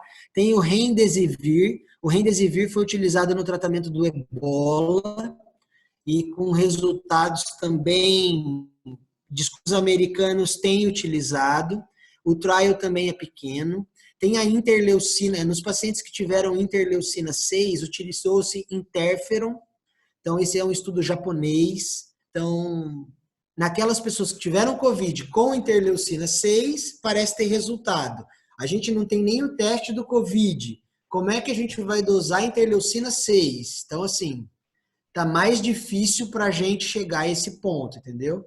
E tem agora esse medicamento russo, vocês me desculpem, mas é impossível a leitura em russo, que segundo os russos tem benefícios. Mas na Rússia eu tenho 300 casos, é um país completamente fechado, com as informações totalmente desconexas. E tem um estudo chinês de Lianyang que fala o seguinte, Universidade de Lianyang, que existem reposições de vitaminas que seriam benéficas no tratamento do COVID. Vitamina A, vitamina B, V, tratamento para recuperação desses pacientes. É um estudo chinês, a gente também não sabe se isso vai ter benefício, a pena, assim, vitamina, pelo menos, mal é muito difícil de fazer. Né? Aqui cortou, qual foi as vitaminas A e B, você falou mais alguma aí? A, B, com todas do complexo B e D. E D. D de dado. A, B de bola e D de dado. Isso teve benefício, tá? Isso teve benefício comprovado. Tem também em relação à vitamina C e ao ômega 3. Então, acho que vale a pena tentar, né? Não tem como tomar só o paciente, né? Só vai ser reposição de vitamina, bem lembrado. Mal, né? Mal também não vai fazer, né? Mal não vai fazer. Só se usar uma dose muito alta, aí sim. Muito. E aquele negócio assim, né? Se a gente também não sabe o que fazer, porque isso tudo, vitamina, reposição de vitamina, tem a ver com a tua questão imunológica e a tua condição nutricional, né? Se você tem uma boa condição nutricional, dificilmente você vai evoluir as formas graves da doença, né? Porque ela tem a ver com o teu sistema imunológico, que uma vez ele bem estabelecido, vai diminuir muito a chance, né? E tem também o tocilizumab, que é um... Desculpa, Taliba, pode perguntar, cara. Da hidroxicloroquina, no hospital que você trabalha lá, vocês estão fazendo por quantos dias? De 12 em 12 horas até quantos dias? 7 dias? 10 ou um dia? Assim, ó, todos os pacientes que lá estão hoje completando o 7º dia. Isso. Então, eles apresentaram alguma melhora, Gustavo? É muito cedo para dizer. Acompanhou desde o início o paciente, não? Acompanhei desde o início. Assim, ó, a gente teve um óbito. Então, um paciente faleceu no 2º dia de tratamento. Qual a idade dele? Ela tinha 64 anos. Tinha alguma doença? Ela tinha várias comorbidades, diabética, hipertensa, cardiopata. Então, assim, não dá para se estabelecer se a causa foi só o corona. Sim. Ela era até um caso duvidoso, suspeito, tá? Eu tenho outros 3 casos, um de um jovem só hipertenso, 37 anos, e os outros 2, um de 56 anos e um de 64 anos. Esses dois com os dois com comorbidades, hipertensão, diabetes e o de 60, além de tudo, DPótico. Assim, eles têm uma ventilação ainda muito ruim, fazem febre quase diária, febre baixa, evoluíram todos quase com disfunção multiorgânica, então difícil de você falar em melhora, sabe? Não tiveram ainda melhora completa do quadro, ainda estão longe, todos em ventilação. Então, difícil de eu julgar, né? Ainda um N muito pequeno, sabe? Eu os recebi na emergência, acompanhei os casos em relação à evolução da emergência. Agora, na UTI, eu tenho outro colega lá que depois ele poderia fazer. O Zepa, ele teve acho que 8 casos. Então, ele vai falar com mais propriedade na 5ª da evolução desses casos, sabe? Beleza. O N dele é maior em relação ao segmento. E eu tive mais já 6 casos de evolução benigna, mas que foram tratados como severos, graves, né? Tiveram hipoxemia e melhoraram com ventilação espontânea, com reposição de oxigênio, suplementação de oxigênio. Esses daí evoluíram bem, né? Então, receberam alta antes do prazo previsto. Como a gente também não tem como dosar carga viral, nada, entendeu? Não dá para a gente ter um bom parâmetro. É verdade. Existem algumas questões que ficaram salientes que têm relação com a questão do prognóstico. Então, os pacientes que tiveram linfopenia severa E aqueles que tiveram D-dímero aumentado na entrada, esse é um estudo chinês, tiveram piores prognósticos. Então, se você puder dosar o D-dímero, ajudaria, porque ele vai te dizer em relação ao prognóstico. Existem outros marcadores que são indiretos de infecção. Então, um deles, por exemplo, é a mioglobina, outro é o LDH ou DHL. Esses daí, se eles estiverem aumentados, lembram a infecção. Mas só lembram, entendeu? Não é uma coisa que fala, não, isso daqui é sugestivo de. Os exames laboratoriais do hemograma, as alterações do hemograma, elas são mais significativas. Geralmente é leucopenia com linfopenia. Isso lembra muito a infecção viral. Mas é comum em quase todas as infecções virais. Então, também não é um dado que a gente fale assim, ó, é significativo, entendeu? Eu acho que vale como análise, mas não é o dado que seria assim, ó, mandatório da história, entende? Eu acho que esse é o nosso papel de médico, assim, a gente está aprendendo com a doença. A gente está lutando a cada dia para entender um pouco mais sobre o Covid-19. E toda essa troca de informação é muito importante, sabe? Ela é isso que está fazendo a diferença hoje, como eu vejo, assim. É estar aqui falando uma coisa, eu estou vendo outras lives, outras pessoas, e todo mundo trocando as informações em relação à experiência que tem, porque daqui a pouco o nosso N vai ser grande no Brasil. Eu não tenho muita dúvida disso. Mas ainda esse N a gente vai aprendendo a cada dia. No primeiro caso, por exemplo, a gente não usou hidroxicloroquina de início. Mas depois que saiu o estudo, a gente usou. E eu tenho acompanhado um grupo em São Paulo, de um amigo, que ele tem usado, sabe? É o grupo da Prevent Senior. Eles têm usado essa dosagem de hidroxicloroquina e azitromicina. Então, eles tiveram alguns bons resultados, mas tiveram óbitos. Então, assim, aquela história de, é o tratamento, zerou a infecção, isso é mentira, isso é fake news, entendeu? Vocês vão saber que isso na medicina é muito difícil em todos os aspectos. Nenhuma doença é 100% curável, né? As pessoas, infelizmente, morrem de uma infinidade de infecções. E tem que lembrar que esses pacientes com a idade, com comorbidades, muitas vezes eles pioram a sua condição de base e vão morrer, muitas vezes, de uma piora da condição de base. Tem paciente que é renal crônico, vai entrar em diálise, vai ficar hipercalêmico, vai estar acidótico e vai morrer. A infecção contribuiu, com certeza, mas muitas vezes a causa definitiva foi outra. Tivemos um dado que é importante de ser salientado aqui, e isso eu mostro num dos slides, em relação à questão cardíaca. Por quê? Num dos casos a gente teve isso já, que a pessoa vem com marcador troponina reagente, e isso daí sugere que seja outra causa que não infecciosa. Lembra que seja cardíaca a causa da internação. E depois você vai ver tomografia, padrão vidro fosco, difuso, cole suave, e realmente era COVID, sabe? E eu tenho marcadores de necrose miocárdica alterados, sabe? Não muitos, o quadro clínico não é típico, mas chama atenção. Teve um dos casos também que a história não foi nada típica. Ele tinha história de viagem, mas a história dele era de dor lombar com alteração urinária. Na verdade, era comprometimento pulmonar, mas assim, ele não tinha dispneia franca e a dispneia só apareceu durante a evolução. E uma outra coisa que eu percebi também é que muitas vezes o quadro ele começa como leve hipoxemia, um dos casos foi assim, e ele evolui com piora ventilatória nos 2 primeiros dias, mesmo com o tratamento. E isso me lembrou muito, assim, tipo pneumocistose do HIV, sabe? Que você começa a tratar e daqui a pouco ele evolui com piora respiratória. E a gente teve isso também.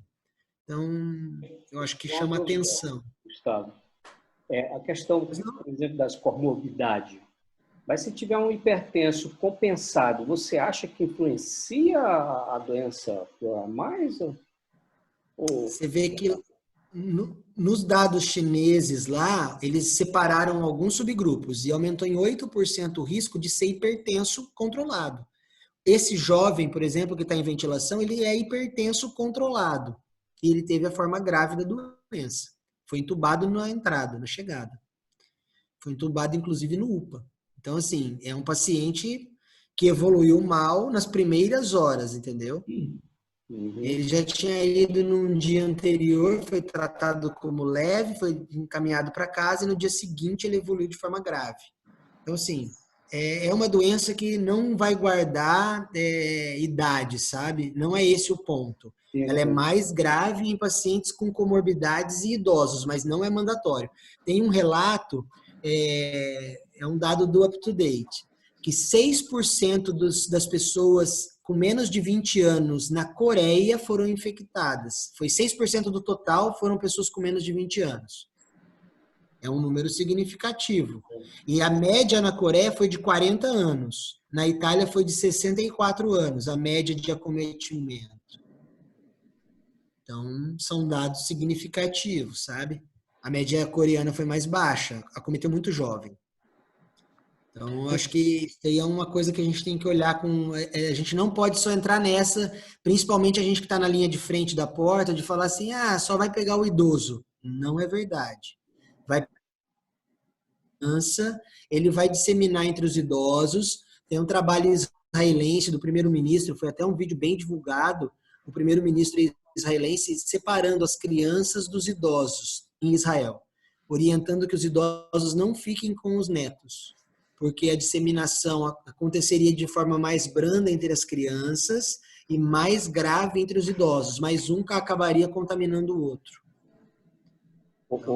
Gustavo, aqui tem um caso em Tijucas, de uma senhora de 70, alguma coisa, e ela teve no hospital, foi a história que o pessoal da vigilância me falou, que ela foi só com uma queixa de uma queixúria, só uma queixa urinária. Voltou no outro dia com uma dispneia, tudo, aí fizeram o teste, deu positivo para o corona. Então, tá assim, a doença não está... A gente tem muito que aprender ainda, né, com essa doença, ainda temos muito. Ela vai nos ensinar muita coisa ainda. Muito mesmo, você tem toda a razão, Talibas. Tem um caso, sim, tem um relato, que é um colega da cirurgia aqui, que ele relatou de um caso com dor abdominal. E teve um relato também de um médico, que é de Londres, que ele relata, cara, a ocorrência de alteração eletrocardiográfica que sugeriu um infarto agudo do miocárdio nos pacientes que foram submetidos a cateterismo. Com a hora que entrou e fez o cateterismo era normal, depois dosaram positivo para Covid. Você imagina? Então é uma doença multifacetada, que não tem só apresentação respiratória. A gente tem muito a aprender, tem que ficar muito ligado nisso. E por isso que eu coloquei esse slide aí, já terminando a aula quase, do papel do médico, né? Porque a gente está frente a um momento de não apenas sermos heróis aí, não foi esse só o intuito, e nem de segurar o mundo nas costas, é de realmente resgatarmos a importância e o papel do médico neste sistema, a importância de uma avaliação criteriosa, porque você como médico vai desenvolver novos pensamentos, novos tratamentos, e ninguém como médico para ver isso, essa evolução individual nos pacientes. E a gente está num momento onde a gente tem inúmeros papéis, como esse, por exemplo, que aqui a gente está fazendo um pouco de telemedicina, né? A gente está difundindo conhecimento através de uma teleinterconsulta, a gente está discutindo o caso, entendeu? Então, eu e o Ataliba, 2 médicos, trocando ideias, como os outros que aqui me perguntaram. Eu acho que sempre nós estamos vivendo um outro momento da medicina. E viver esse momento não é esquecer jamais o nosso momento humano e a nossa possibilidade humana. Porque se a gente olhar o indivíduo como um todo e olhar o nosso paciente dessa forma, a gente vai conseguir ficar o cunho dessa pandemia. Porque vai ser uma pandemia, nós brasileiros seremos muito afetados, a curva está em crescimento, nós vamos viver dias terríveis, mas vai passar. Vai lá na frente passar. Então, Doutor Gustavo, tem uma pergunta aqui. Pois não, Lília? Temos algumas. A Tamires, ela pergunta o seguinte: o Red Shield protege a máscara, né? No caso, Isso. usando a N100 no hospital quando atendemos caso suspeito. Posso continuar usando o N100 por cerca de um mês, como se estivesse expondo a secreção? Olha, assim, não era o indicado. Aqui a gente recomenda que essas máscaras todas de longa duração, elas fiquem 7 dias para quem está exposto literalmente. Mas isso eu acho que você tem que discutir com a CCIH do seu hospital. Aonde você trabalha, tem uma comissão interna de infecção hospitalar que vai discutir isso com muita propriedade para você. E na dúvida, eu acho que você tem que seguir os relatórios todos da Anvisa, que publicou. Eu vou até mostrar para vocês, ele não está aqui na pesquisa o nome, mas eu vou deixar aqui, que é a normativa disso.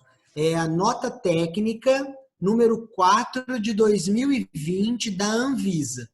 Então, não vai dar para ver, desculpem. Mas tem a norma técnica número 4 de 2020. Foi publicada em 21/3, tem 2 dias. Então, ela traz todas as recomendações devidas aí, foi nela que eu me baseei nas informações, e na CCH do Marieta, que é o nosso hospital. O Antônio tem uma pergunta aqui. Quantos casos tem hoje no hospital que está atendendo? Então, Antônio, assim, essa é uma informação que eu vou dar aqui para você, mas é uma informação sigilosa. A gente teve 4 casos na UTI, 3 agora vivos, uma faleceu, e já teve, acho que, 6 casos que passaram na enfermaria. Então, totalizam 10 casos. Mas o município já teve mais de 60 casos aqui. Porque todos acabam sendo processados, os kits e tal, e o departamento, a CCH do hospital tem contato direto com a vigilância epidemiológica e vice-versa. Isso é bem comum entre serviços de infecto, até pelo hospital ser referência. Certo. O Vitor tem uma informação aqui, não necessariamente uma pergunta. Parece que a média em Roma é de 30 anos, mais ou menos 1.800 casos. Você viu que é significativo entre os jovens, né? Então, isso não está muito fora do que a gente está falando, entendeu? É muito significativo. Infelizmente. A Rebeca... Queria agradecer o Júnior, que está assistindo a gente também, né, Lília? Queria agradecer a presença dele aí. Legal. Nelson Júnior tem uma irmã pneumo, chefe do São Paulo da Bahia, falou que se ele tiver um problema desse, quer ser atendido pelo Dr. Gustavo Deboni, tá? Opa, meu Deus do céu, quem me dera. A Rebeca enviou uma pergunta aqui. Existe a possibilidade de recorrência do Covid-19 em pacientes que já estão curados? Então, essa é uma pergunta que a gente ainda não tem resposta, porque a gente não sabe se a imunidade, Rebeca, ela vai ser persistente, sabe? Parece que será, como foram em outros vírus respiratórios. Mas aí a gente ainda não sabe. A gente não tem um grande número de curados. E no Brasil, então, esse número é infinitamente desprezível. São 2.000 e alguns casos confirmados, são mais de 12 mil suspeitos e tem 2 recuperados. Então, assim, é impossível a gente ter esses dados fidedignos. Isso daí, aqui eu vou fazer uma analogia que a gente fez hoje durante o dia no hospital. A pandemia, né, a epidemia, ela é uma curva. Então, o único país que já teve isso de forma, vamos dizer assim, quase resolvida é a China, e eles estão tendo novos casos. Eles ainda não publicaram dados se são nos mesmos pacientes, mas eles estão tendo casos novos, né? O que acontece, assim? Ele é um processo. Então, eu tenho a infecção, depois eu tenho uma porcentagem que morre, uma porcentagem que fica hospitalizada, uma porcentagem que se recupera. Esse valor de recuperação na China hoje é de 90%. 5%, 4% morreu e 4% ainda estão hospitalizados. Então, isso aconteceu na China. No Brasil, por exemplo, esse número é 0,1% de recuperados. Nós estamos ainda no início da ascendência da curva. Então, nós não sabemos quantos serão os infectados. Então, nós estamos ainda muito longe dessa informação. Eu não sei quem vai se recuperar ou não. Outros países, por exemplo, assim, no mundo, vou dizer o dado mundial. O dado mundial é que 25 e 5% em média morreu. Então, são 30% dos casos. Os outros 70% estão doentes ainda. Então, a gente não sabe aonde essa curva vai chegar. A gente está muito no começo de tudo. E quando a gente fala assim, vão ser só mais 7 dias e a gente vai estar bem, a gente não vai estar bem em 7 dias. Infelizmente, não quero ser pessimista, não quero ser o arauto da desgraça, que nada disso. Mas é que a gente não vai estar bem, porque a gente está no começo ainda. O Brasil está muito no início da infecção.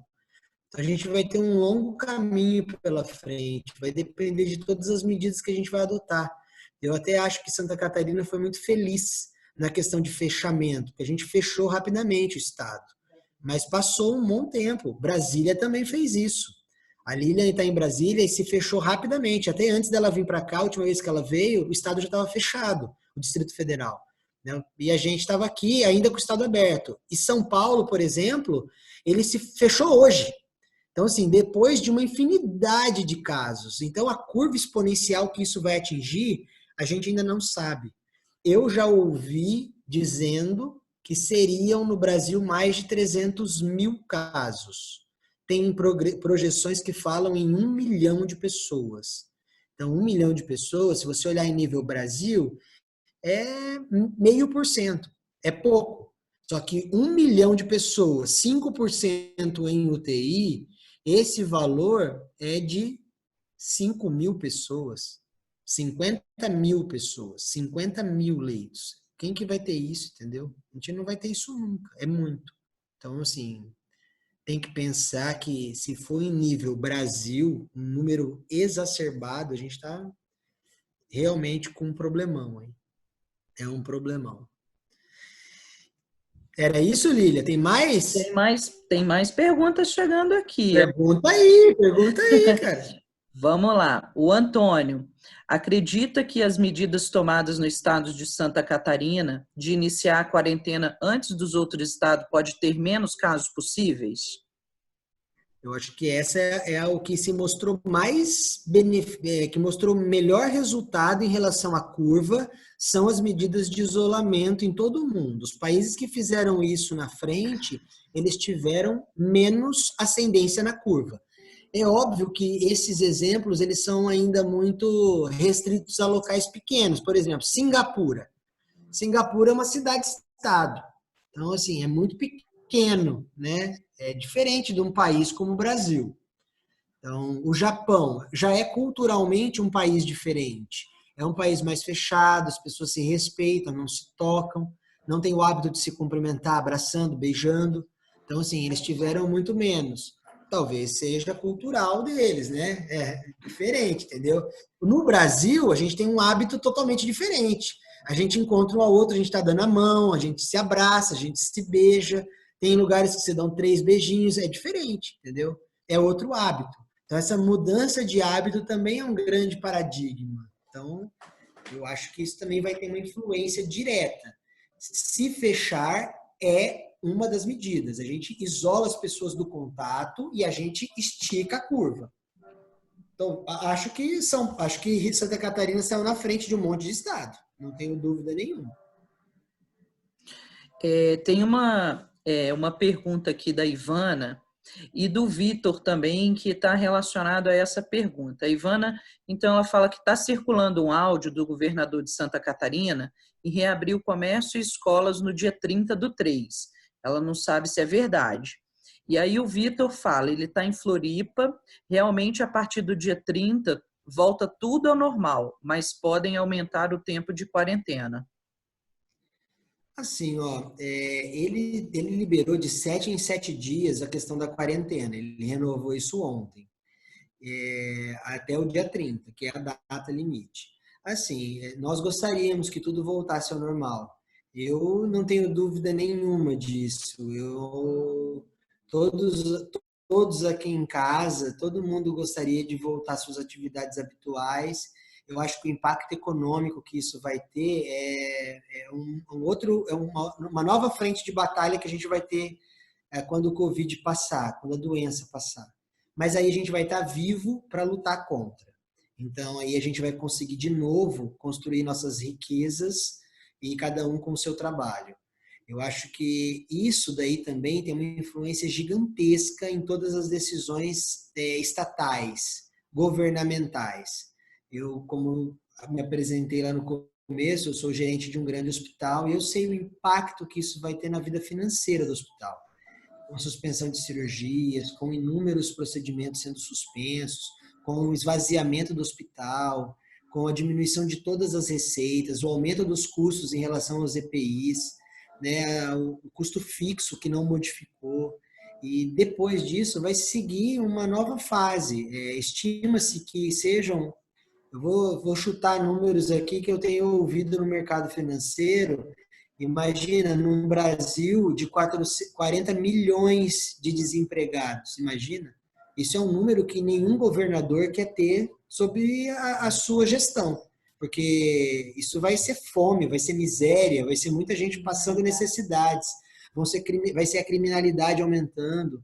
Num ano político, isso vai ser muito ruim. Mas eu tenho certeza que ele vai pensar na saúde da população, porque isso tem uma diferença gigantesca. E a gente tem ideia que o ápice vai ser por volta de 15 de abril, de 13 a 20 de abril, de 4 a 20 de abril. Tem várias apresentações. E se isso for o ápice no Brasil, a gente vai ver um cenário muito parecido com o da Itália. E aí eu duvido que algum governador vai abrir as portas do Estado, entendeu? A gente está vivendo um período de quarentena aqui, onde as pessoas não conseguem mais circular entre duas cidades vizinhas. Quem conhece a realidade aqui, Itajaí e Balneário, só se você é profissional de saúde, você trabalha nas duas cidades comprovadamente, porque tem barreira policial em todos os lugares. Você não consegue mais andar, você não consegue mais entrar num município e no outro, que são divididos por uma rua. Então, eu não sei se ele vai fazer isso. Eu acredito na informação. Eu acho que ele está louco para fazer isso, como todo mundo está louco para voltar às atividades normais, econômicas, porque daqui a pouco entra a fome pela porta e aí fica difícil de manter o amor. Ele acaba saindo pela janela, né? Então, a gente vai ter que enfrentar ainda mais essa questão para frente. Tem um comentário aqui, doutor Gustavo, que, embora eu tenha que falar que a discussão aqui não é política, tá? A gente está discutindo as questões e decisões dos governos de Estado e também do presidente da República, às vezes nas suas colocações, mas o objetivo da discussão não é política, ela é estritamente focada na saúde. Então, tem uma pergunta aqui do Dr. Nelson Alves de Aguiar Júnior, que ele coloca um link do YouTube aqui falando uma fala do presidente Bolsonaro que há pouco revelou em cadeia nacional, em rádio e TV, que talvez a gente esteja aqui nessa live e não esteja vendo, e ele fala o seguinte: o grupo de risco é de pessoas acima de 60 anos. Então, por que fechar escola? Então, vem entre parênteses aqui a fala dele, que é pelo meu histórico de atleta, se fosse contaminado, nada sentiria, ou quando muito seria acometido de uma gripezinha ou resfriado. Essa foi a fala do nosso presidente em rede nacional. Assim, ó, eu não vou entrar muito no mérito disso, igual a Lília já falou, assim, porque isso é desprovido de conhecimento técnico, né? Não posso, dentro de uma discussão aqui, que a grande maior parte é médico, né, assim, falar de uma fala de uma pessoa que, embora seja o presidente da República, e eu respeito como tal, ele não tem conhecimento médico suficiente para dizer isso, né? Até porque eu duvido que ele tenha lido algum artigo do New England para dizer que não teve em criança, enfim, né? Isso não existe, né? A discussão, eu acho que aí é de outra seara, assim. É mais econômica, né? Eu entendo a pressão que ele está passando também, que não é fácil.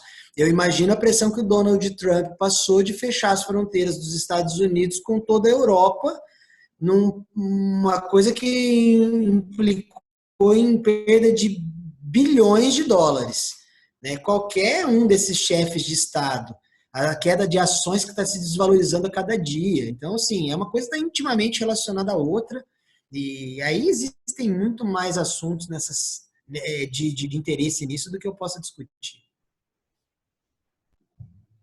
Mas eu entendi, acho que eu entendi a colocação do Nelson Júnior. Então é isso que nós temos aqui de pergunta. Faça as suas perguntas. Quem quiser abrir o microfone e fazer a pergunta também, pode ficar à vontade, viu, pessoal? Doutor Gustavo, dá licença. Oi, pois não. Opa. Muito prazer. Em Com quem eu relação falo? É Antônio. Oi, Antônio.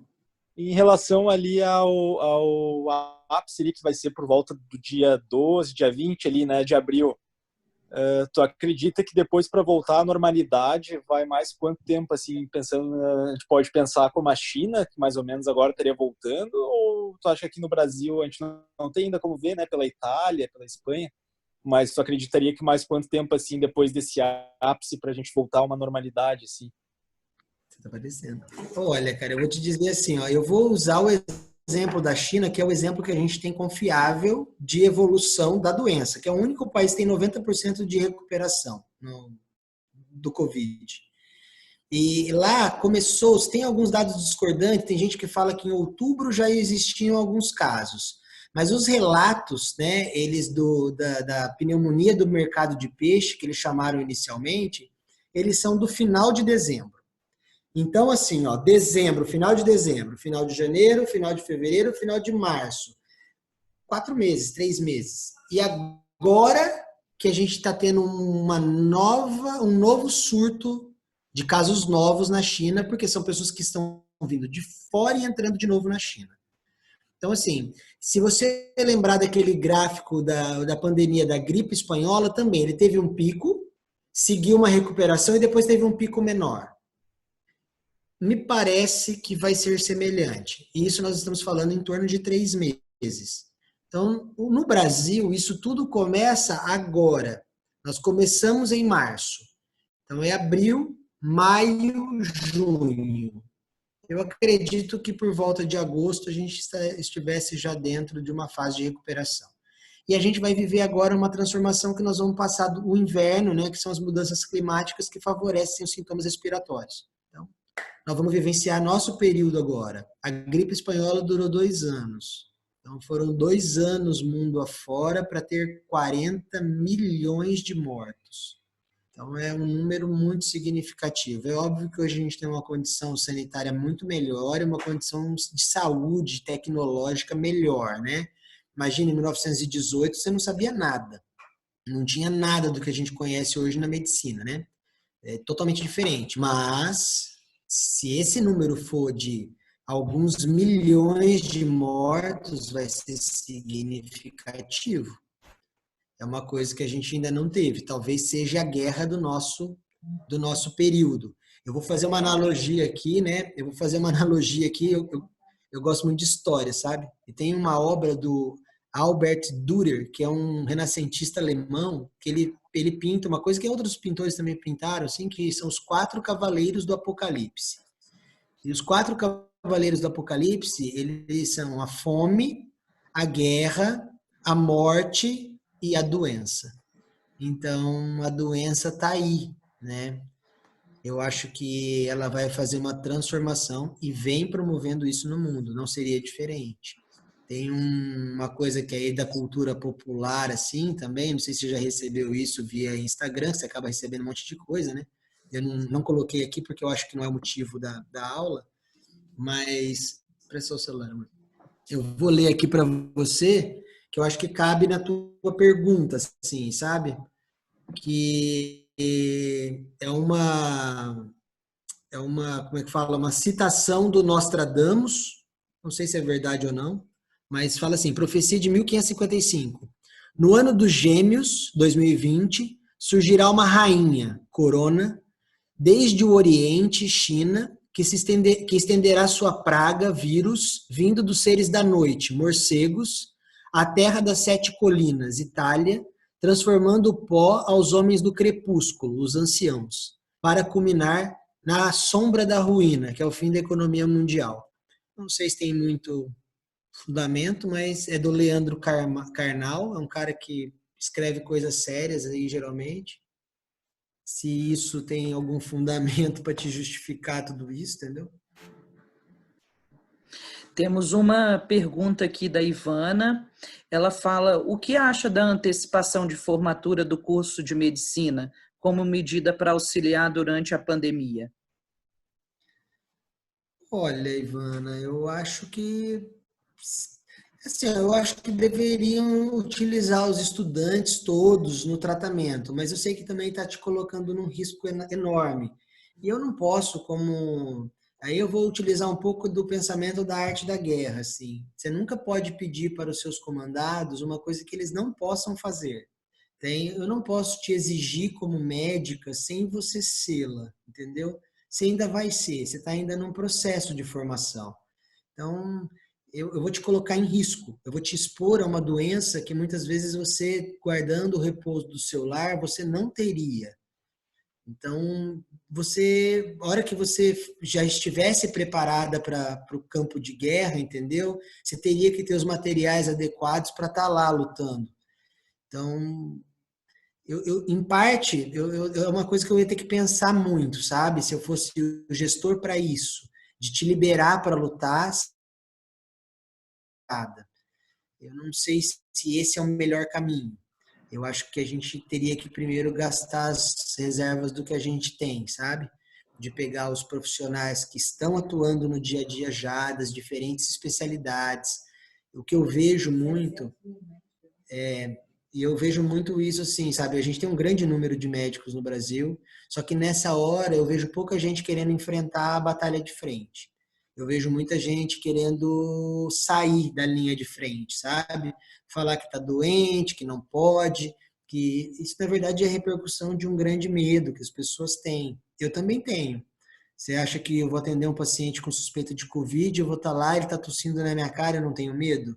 Eu tenho medo. Tenho medo de ficar doente, eu tenho medo de passar isso aos meus familiares, as pessoas que eu mais amo, a Checho, o Pedro, aqui em casa.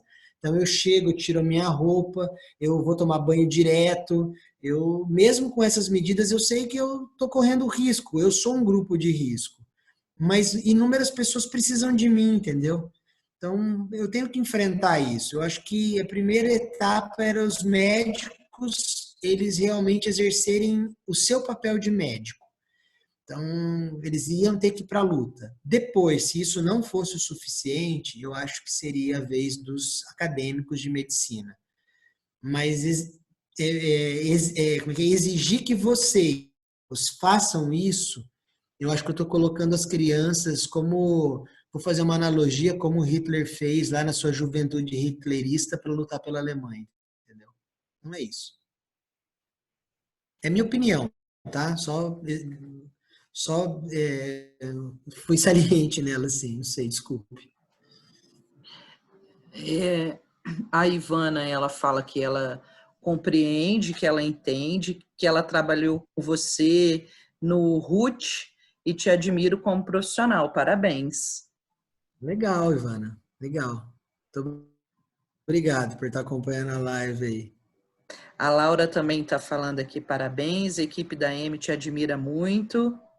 Obrigado. Eu também gosto de todos vocês. Vocês sabem disso, podem contar comigo sempre. É um prazer enorme estar aqui falando pela M.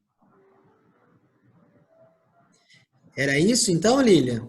Sim, o Antônio. Agora vamos aos parabéns, né, doutor Gustavo? Deixa eu transmitir aqui também para você. O Antônio está falando parabéns, ótimo trabalho. Obrigado, Antônio. O Nelson também está dando os parabéns e que te admira. Obrigado, Nelson. A Tamires também está falando parabéns, ótimo. Obrigado, Tamires. Sem palavras. Obrigado a todos vocês aí que ficaram quase 2 horas me ouvindo falar aqui sem parar. Isso é para poucos, viu? Olha, eu vou falar, viu? Vocês estão preparados mesmo. A Damires também está mandando aqui, obrigada pela aula, parabéns pela iniciativa. A Gisele, já não consigo mais... Gente, já está subindo mais do que eu consigo ler. A Gisele está falando, excelente aula, doutor Gustavo, obrigado. O Atalhos, gostei da troca de conhecimento. A Joana, parabéns pelo profissional incrível que tu és. Sou estudante e vejo você como um grande mentor. Obrigado, gente. Muito obrigado. Nossa, fico lisonjeado, viu? Eu que queria agradecer aqui a nossa moderadora, que está trabalhando insistentemente todos esses dias, demais, incessantemente, perdão.